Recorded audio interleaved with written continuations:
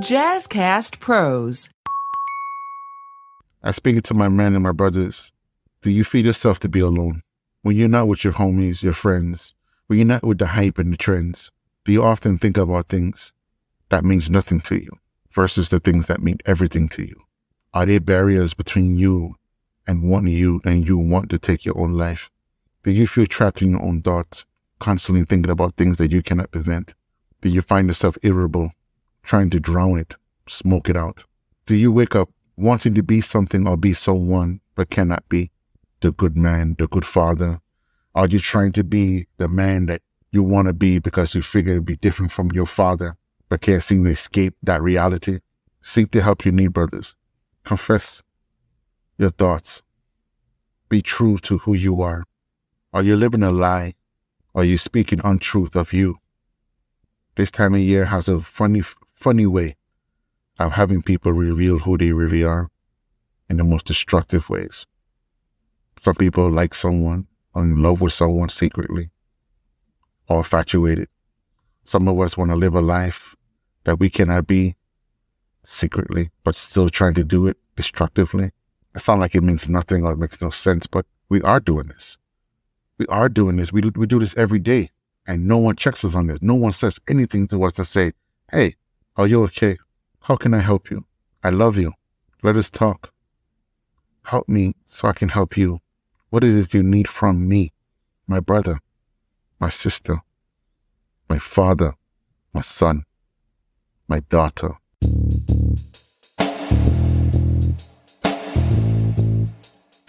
Welcome and greetings to Father Torch, the podcast to help you, the new and renewed fathers, cope with the anxiety and stress of fatherhood so that you can be the father you wish you had. I'm your host, Ra, founder of Abimelech Foundation, an artist, a father of 9. My mission is to help reclaim your power, ease your mind and concerns about being a father in today's social climate. My topic today, emotional exhaustion. This comes in a perfect time at this time of the year. The end of the year, it's a lot of celebrating and a lot of past and emotional traumas that take place even heavily around this time, especially for my men. It is known that suicide, depression are higher in men. More or less, suicide is higher in men than women. Depression is more in women than men, but yet suicide is higher in men. I want to emphasize that. I want to make that clear. Around this time of year, we are exhausted from the everyday wear and tear and the everyday maintaining our so-called lives, our so-called lifestyle. We can find ourselves in such a space that is so consuming and so overwhelming that most of us find no will to live, even with the people that surround us. Just in the network, the support. It's not to say that you wasn't doing enough. It's just death by suicide is higher than we think and is more prevalent to our men that we care to know or even interested in until it's to our doorstep. I have lost several people through suicide. Some don't know it, does not label it, but it is a category in suicide. How many of us know someone, love someone who does careless and reckless things with their lives, who's highly irritable, who's always seeming like they're negative about everything? How many of us know someone who attempted to do such things by the behavior of drug abuse, alcohol abuse, their response to things that they do in their life, the things that they choose to do? Some things are spontaneous and other things just simply reckless. Every one of us knows someone. Or by the time I'm done here, you will start to see people very differently. Now, emotional exhaustion does not lead to suicide. However, if a person is of a suicide mind, this definitely would draw them off the cliff. The constant, battles and the constant everyday of everything, this could be a problem. This can lead to many different harmful actions. Dramatic, if you will. And how many of our brothers right now are struggling with depression and in denial? They're in hard denial. Some of us are facing post-traumatic syndrome disorder. They're under fire. They're being stabbed.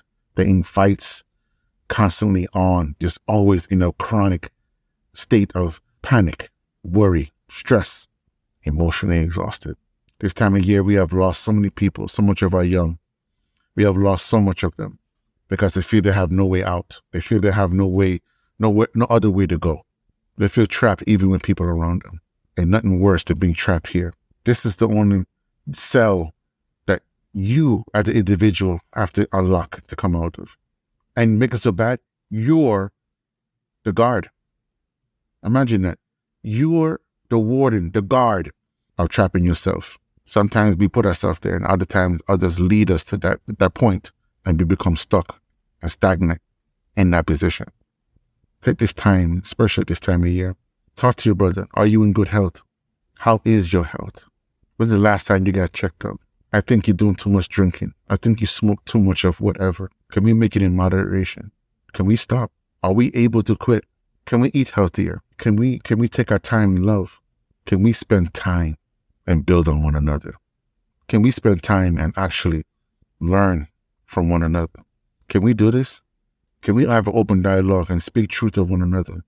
Can we speak truth enough to say I didn't like something and not have an Armageddon of war and battles and just foolishness?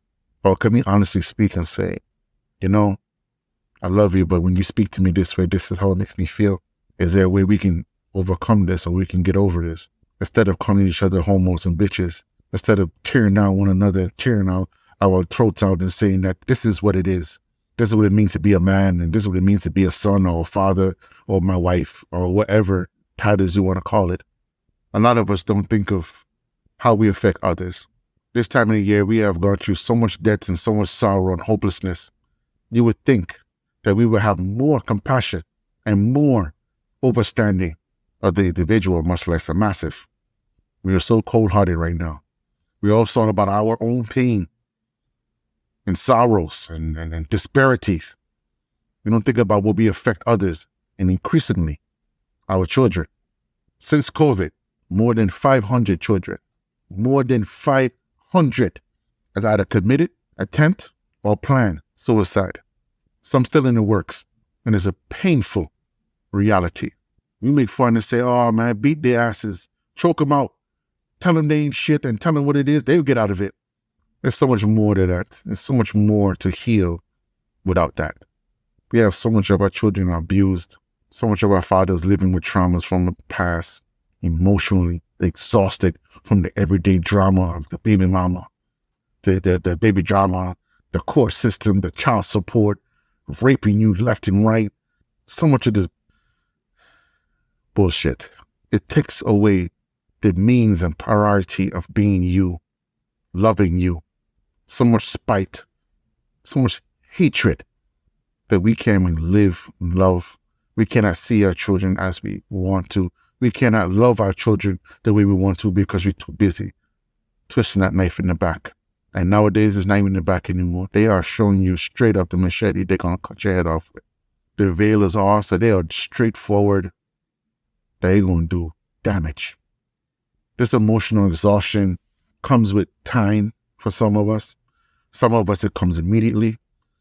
Some of us, it's a buildup of a lot of different foolery. But when your mind and body and spirit speaks as one and had enough, my brothers, depression is the last thing that comes to mind, because sometimes we go right to suicide. We go right to just ending it all. Before you get to that point, before you even go that route, I even put myself out here, say, call on me, write me, email if you have to. I will welcome your conversation. And if it's something I can do to prevent another brother from dropping or falling, I will do so. I will listen to you. I will hear what you have to say. I will be your brother's keeper. I will not right your wrong, nor would I judge you. I will establish my communication to you. I will make you understand that you are worthy of love and forgiveness, because I am your brother and I am your brother's keeper. We need more brothers out here taking care of our brothers, our elders, our sons and daughters. This time of year is a depressing year. It's a pagan. It is dark and cold. It is distant. It is commercial. It is a dark, dark time that we must shed light on. Take this time to spend time with your children. Listen to them, talk to them. Take the time to talk to your husband, talk to your wives. Alleviate the exhaustion of being overwhelmed emotionally as well as sometimes physical. Take this time to talk. I urge you to talk. Sometimes you don't even have to utter a word to talk. You could just hug, rub the back, squeeze the thighs, the legs, excuse me. Sometimes it could be something as simple as spending quality time, not being too busy.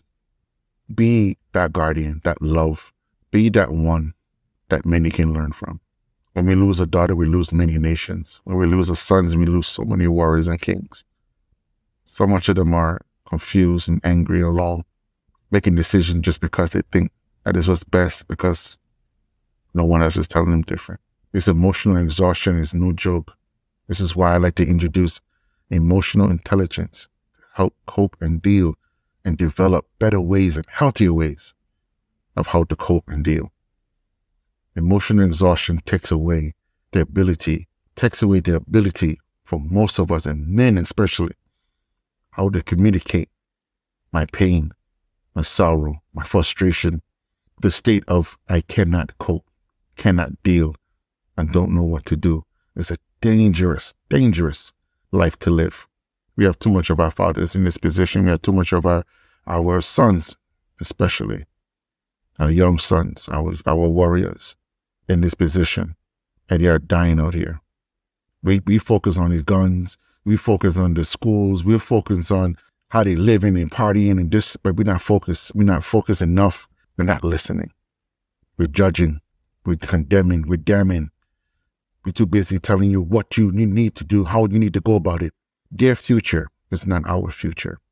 Their future is not what we think it should be. Like it would never be the same. But we need to listen. We need to listen and really, and I mean really, overstand our position to support. Because to support them is not about us. It's about how we can make them feel supported, heard, validated, feel that the development and the skill set that they are put in front of, that they can handle it. We're not doing enough of that. We're too busy casting judgment again, speaking out of exhaustion and frustration, living our lives through their youth. My brothers, suicide, depression, exhaustion is a real thing. It's something that we don't speak on, but yet we see every day. Every day we see this. Every day we see our fathers, our brothers go through it. And we allow our pride and so-called ego blind us. I love each and one of my brothers. I love each and one of my brothers, and so much so that I will listen. I'm telling you straightforward, I will listen. And I will tell you straight, you are worthy. You are loved. I am your brother's keeper. Let us focus. Let us center our emotions.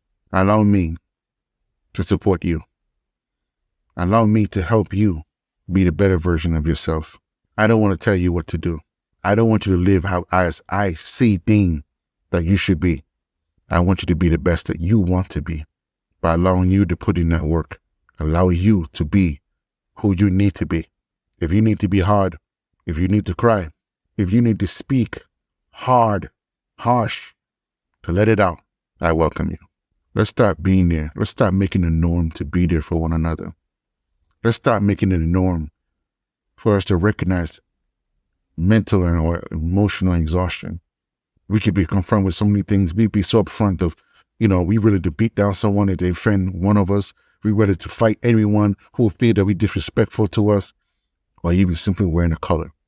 We're so quick to do that. We would do that in a heartbeat, but we won't ask each other, are you suicidal?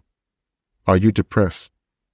Is your health in good condition? Are you in a good space?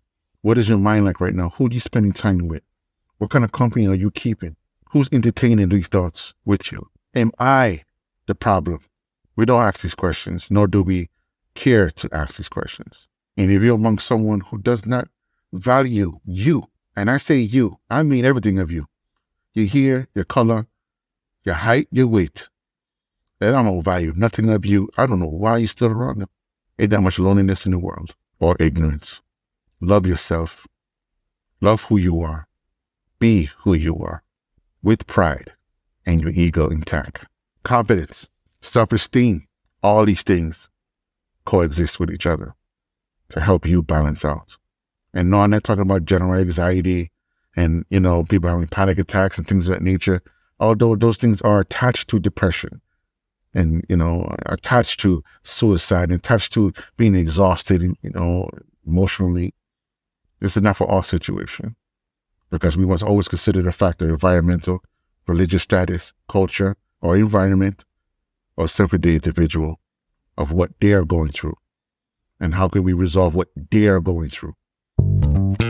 Hey, if you're enjoying this episode, check out Healthy Illness Podcast. I am Kelly Marie, your host, and this is the podcast to help you build better relationships while living with mental health conditions.